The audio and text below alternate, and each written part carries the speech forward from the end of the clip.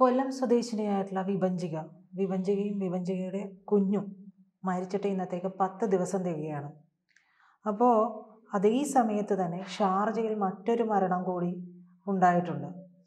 കൊല്ലം സ്വദേശി തന്നെയായിട്ടുള്ള 30 വയസ്സുകാരിയായ അതുല്യാണ് ഇന്ന് നമ്മോട് ഇന്ന് തൂങ്ങി മരിച്ചിരിക്കുന്നത്. സമാനമായ രീതിയിൽ ഭർത്താവിനോടുള്ള അമിത സ്നേഹം കാരണവും ഭർത്താവ് ചെയ്യുന്ന തെറ്റുകളൊക്കെയും പുറത്ത് എല്ലാം ശരിയാകുമെന്നൊക്കെ പറഞ്ഞ് ഒരു ശുഭപ്രതീക്ഷയിൽ അങ്ങനെ പോവുകയാണ്, തള്ളി നീക്കുകയാണ്, സ്വയം ഒടുക്കിക്കൊണ്ട് തന്നെ തള്ളി നീക്കി അയാളോടൊപ്പം താമസിക്കുകയാണ്. അതുല്യയുടെ പിറന്നാൾ ദിനമാണ്. അതേ സമയം തന്നെ പുതിയ ജോലിയിൽ പ്രവേശിക്കേണ്ട ദിവസം കൂടിയായിരുന്നു. അതേ ദിവസമാണ് വേർപാടുണ്ടാകുന്നത്. അന്നും അയാൾ മാനസികമായും ശാരീരികമായിട്ടും ഒക്കെ ഉപദ്രവിക്കുന്നുണ്ട് അതുല്യയെ. കൂടാതെ നിക്കക്കള്ളിയില്ലാതെ വന്നപ്പോൾ അതുല്യ എന്ത് ചെയ്തു, ഈ ഉപദ്രവിക്കുന്നതിൻ്റെയൊക്കെ പിക്ചേഴ്സും ഒക്കെ വളരെ തന്ത്രപൂർവ്വം എടുത്ത് പകർത്തി തെളിവായിട്ട് സൂക്ഷിക്കുകയും ചെയ്തതിന് ശേഷമാണ് സുഹൃത്തിന് അയച്ചു കൊടുത്തതിന് ശേഷമാണ് തൂങ്ങി മരിക്കുന്നത്. മരിച്ചതാണെന്നും കൊന്നു കെട്ടിത്തൂക്കിയതാണെന്നൊക്കെ പറയുന്നുണ്ട്. അതെ, എന്താണ് ഇത്തരത്തിൽ ഇങ്ങനെ ആവർത്തിച്ചു കൊണ്ടിരിക്കുന്നത്? ഒന്ന് തീരുമ്പോൾ ഇതോടുകൂടി തീരുമെന്ന് നമ്മൾ വിചാരിക്കും, പക്ഷെ അത് തീരുന്നില്ല. വിസ്മയ, ഉത്തര അല്ലെ, ഒരുപാട് കേസുകളായി. അല്ല, ഇതെന്തുകൊണ്ടാണ് സംഭവിക്കുന്നത് എന്ന് ചോദിച്ചു കഴിഞ്ഞാൽ നമുക്ക് ഇപ്പോൾ എന്താ പറയുക, ഒരു റിലേഷൻഷിപ്പ് മുന്നോട്ട് കൊണ്ടുപോകണം, അതിനെപ്പറ്റി കൃത്യമായ ഒരു ധാരണ, അല്ലെങ്കിൽ അതിനെപ്പറ്റി ഒരു എഡ്യൂക്കേഷൻ, നമ്മൾ ഈ സെക്സ് എഡ്യൂക്കേഷൻ എന്നൊക്കെ പറയുന്ന പോലെ റിലേഷൻഷിപ്പ് മുന്നോട്ട് കൊണ്ടുപോകുന്നതിനെ പറ്റി എന്ത് തരത്തിലുള്ള എഡ്യൂക്കേഷനാണ് നമുക്ക് ലഭിക്കുന്നത്? എവിടെ നിന്നെങ്കിലും അത് ലഭിക്കുന്നുണ്ടോ? സ്കൂളുകളിൽ നിന്ന്, അല്ലെങ്കിൽ കോളേജുകളിൽ നിന്നോ? അല്ല, ഒരിടത്തു നിന്നും കിട്ടുന്നില്ല. എനിക്ക് തോന്നുന്നു ക്രിസ്ത്യൻ മതത്തിലും ഇസ്ലാം മതത്തിലും ഒക്കെ വിവാഹത്തിന് മുൻപേ അവർക്ക് കൗൺസിലിങ്ങും മറ്റു കാര്യങ്ങളും എന്തുണ്ട്, അതിലെല്ലാം പറഞ്ഞു കൊടുക്കുന്നത് എന്തും സഹിച്ചും പൊറുത്തും കിടക്കണം, അങ്ങനെ അങ്ങോട്ടും ഇങ്ങോട്ടും പഠിപ്പിച്ചു കൊടുത്തിട്ടാണ് അവർ വിടുന്നത്. അല്ലാതെ ഒരു ഹെൽത്തി റിലേഷൻഷിപ്പിനെ പറ്റി മതത്തിൽ നിന്നൊരിക്കലും, മത ഗ്രന്ഥങ്ങളിൽ നിന്ന്, അത് ഏത് മതത്തിൻ്റെ ആണെങ്കിലും അതിൽ നിന്നൊരിക്കലും ഒരു ഹെൽത്തി റിലേഷൻഷിപ്പിനെ പറ്റിയുള്ളത് കിട്ടില്ല. കാരണം എപ്പോഴും മതത്തിൻ്റെ ആവശ്യം എന്ന് പറയുന്നത് ഈ അതിൻ്റെ ഒരു സൊസൈറ്റിയിലെ ഒരു അടിസ്ഥാനമാണ് ആൺപെൺ വൈവാഹിക ബന്ധം. അപ്പോൾ അത് നിലനിൽക്കുക എന്നുള്ളതായിരുന്നു ഈ പറയുന്ന മതത്തിൻ്റെ ആവശ്യം. അപ്പോൾ അതുകൊണ്ട് അവരൊരിക്കലും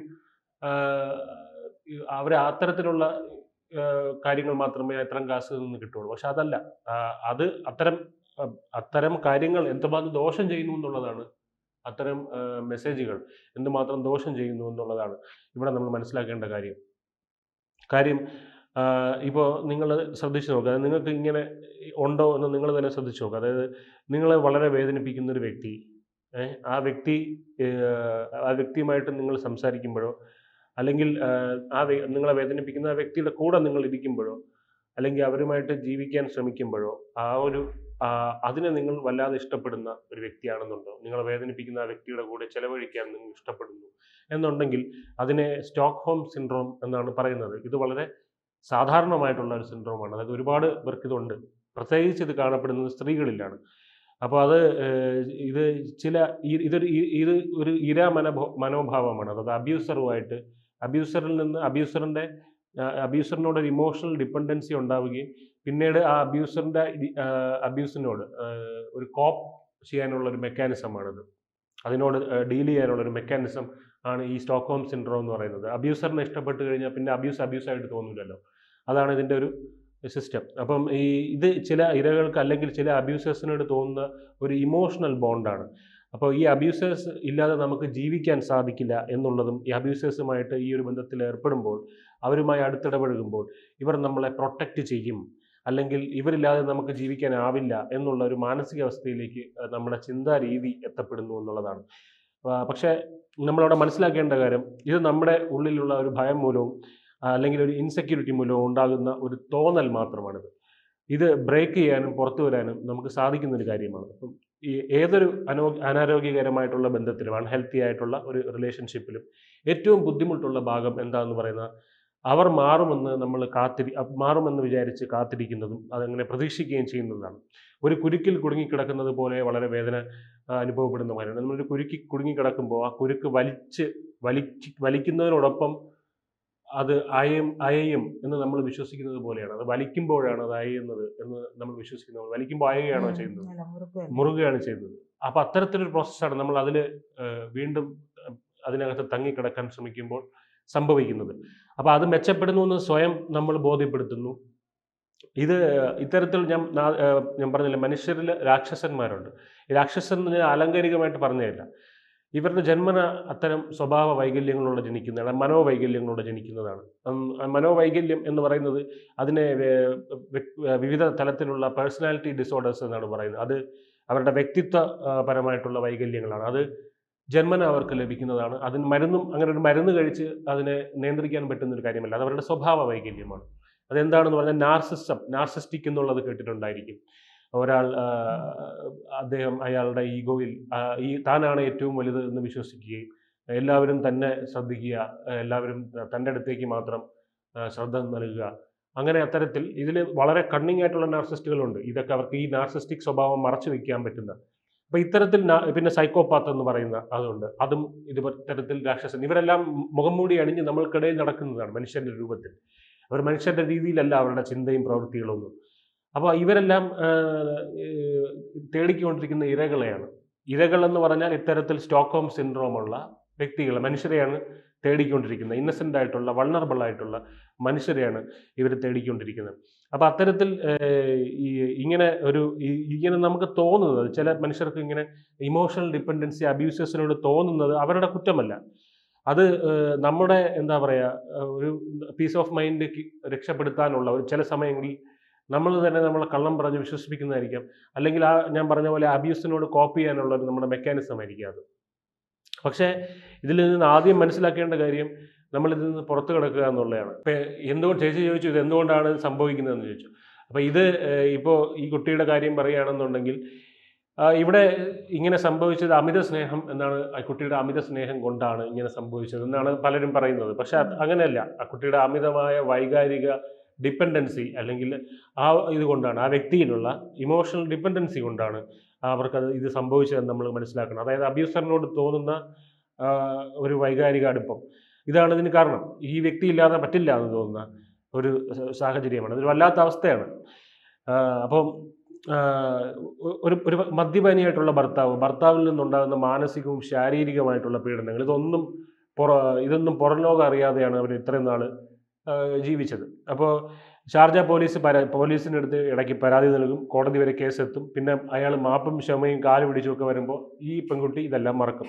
അപ്പോൾ ഇത് അറിയാതെ ക്ഷമിക്കുന്ന ഇത്തരത്തിൽ എന്താ പറയുക, ഇങ്ങനെ ക്ഷമിച്ച് വിടുന്ന സ്ത്രീകളുടെ എല്ലാം ഒരു പക്ഷേ അന്ത്യം ഇങ്ങനെ തന്നെ ആയിരിക്കാം എന്ന് നമുക്ക് പറയേണ്ടി വരും. കാരണം ഇതൊരു അറിഞ്ഞുകൊണ്ട് തന്നെ ഒരു തീച്ചുളയിലേക്ക് നടന്നു പോകുന്നതിന് തുല്യമാണ്. കഴിഞ്ഞ ദിവസങ്ങളിൽ ഇയാൾ വളരെയധികം ഉപദ്രവിക്കുകയും എപ്പോഴും പുറത്തു പോയാൽ ഇവരെ മുറിക്കകത്തിട്ട് പൂട്ടിയിട്ടതിന് ശേഷമാണ് പുറത്തിട്ട് പോവുകയും ചെയ്യുന്നത്. കാരണം ഇയാൾ ഈ പെൺകുട്ടി ആരുടെ സംസാരിക്കുന്നതോ, ഈ പെൺകുട്ടി ആരെങ്കിലും നോക്കുന്നതോ, പെൺകുട്ടിയുടെ കയ്യിലുള്ള കാര്യമില്ലല്ലോ അത്, ആ പെൺകുട്ടി ആരൊക്കെ നോക്കുന്നുണ്ടെന്നുള്ളത്.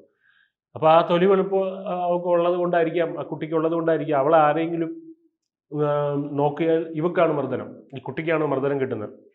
അപ്പം വിവാഹം കഴിഞ്ഞ് അന്ന് മുതൽ അതിലേക്ക് സതീഷ് സമാധാനവും സ്വസ്ഥതയും നൽകിയിട്ടില്ല എന്നാണ് പറയുന്നത്. അപ്പോൾ ഇതിനൊരു കാരണം മദ്യപാനമാണ് എന്ന് വേണമെങ്കിൽ പറയാം. കാരണം മദ്യപാനാസക്തി, നമ്മൾ ഈ സ്പിരിറ്റ് എന്ന് പറയുന്ന സിനിമയിൽ അതിൻ്റെ ഒരു വളരെ തീമുള്ള ഒരു സിനിമയായിരുന്നു. അതായത് മദ്യപാനാസക്തി പുരുഷന്മാരിൽ ഉണ്ടാക്കുന്ന ലൈംഗിക ശേഷിക്കുറവും അതുവഴി ഉണ്ടാകുന്ന സംശയരോഗവും. അതായത് തൻ്റെ സുന്ദരിയായിട്ടുള്ള ഭാര്യ, പ്രത്യേകിച്ച് ഈ ഭാര്യയ്ക്ക് പ്രായം കുറവാണെന്നുണ്ടെങ്കിൽ, നല്ല എളുപ്പമുള്ള ഒരു പ്രായം, ഭർത്താവിനേക്കാൾ അതിസുന്ദരിയാണ് ഭാര്യ എന്നുണ്ടെങ്കിൽ ഈ കോംപ്ലക്സ് വർദ്ധിക്കുകയാണ് ചെയ്യുന്നത്.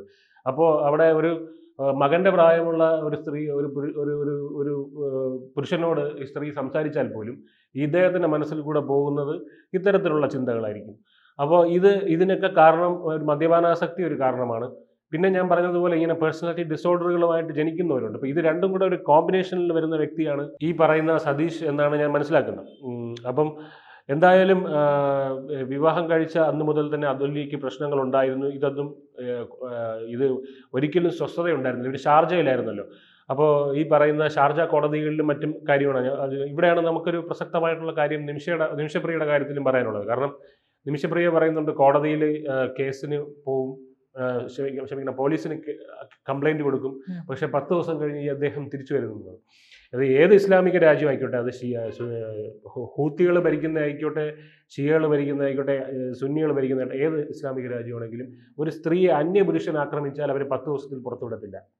ഒരു സ്ത്രീയെ, ഒരു അന്യപുരുഷൻ ആക്രമിച്ചാൽ അവിടെ നമ്മൾ മനസ്സിലാക്കേണ്ടത് തലാൽ എന്ന വ്യക്തി വ്യാജരേഖകൾ ഉണ്ടാക്കി തൻ്റെ ഭാര്യയാണെന്ന് ഈ പറയുന്ന ഭരണകൂടത്തിനെ തെറ്റിദ്ധരിപ്പിച്ചത് കൊണ്ടാണ് ഇതൊരു ഡൊമസ്റ്റിക് വയലൻസ് ആക്കി എടുക്കുകയും ഇവരെ 10 ദിവസം അല്ലെങ്കിൽ 2 ആഴ്ച കഴിഞ്ഞ് ഇദ്ദേഹത്തിന് വീണ്ടും പുറത്തിറങ്ങാൻ പറ്റുന്നത്. അപ്പം ഇത് ഷാർജ പോലീസിലും ഇങ്ങനെയാണ്. അതൊരു സീരിയസ് ആയിട്ടുള്ള ഒരു ഒഫൻസ് ആയിട്ടൊരു ക്രൈമായിട്ട് എടുക്കാത്ത ഇരിക്കുമ്പോൾ ഇവിടെ ഇതുപോലെ മദ്യത്തിൽ വിഷം കലക്കി കൊടുത്ത് കൊല്ലാനോ അല്ലെങ്കിൽ 110 കഷ്ണങ്ങളാക്കി വെട്ടി നുറുക്കിയിട്ട് അവിടുന്ന് കടന്നു കളയാനോ ഉള്ള ഒരു ചങ്കൂറ്റമോ അല്ലെങ്കിൽ എന്താ പറയുക ഒരു കണ്ണിൽ ചോരയോ കുറച്ച് ഉള്ള ഒരു കുട്ടി ആയതുകൊണ്ട് അവർ സ്വയം ജീവനെടുക്കാൻ തീരുമാനിച്ചതാണ് എന്നാണ് നമുക്ക് ഇതിൽ നിന്ന് മനസ്സിലാക്കാൻ പറ്റുന്നത്. അത് മാത്രമല്ല ചിലപ്പോൾ ഈ കുട്ടിയുടെ സുഹൃത്തിന് ഈ പറഞ്ഞ വീഡിയോകൾ അയച്ചു കൊടുത്തു എന്ന് പറയുന്നല്ലോ, മർദ്ദിച്ചത് വീഡിയോ തലേ ദിവസം. അപ്പോൾ തന്നെ കൊണ്ട് മടുത്തു, ഇനി തനിക്ക് വയ്യാന്നൊക്കെ പറയുന്നുണ്ടെങ്കിൽ കുട്ടിക്ക് വേണ്ടി പിടിച്ചു നിൽക്കും എന്ന് പറയുന്നുണ്ടായിരുന്നു.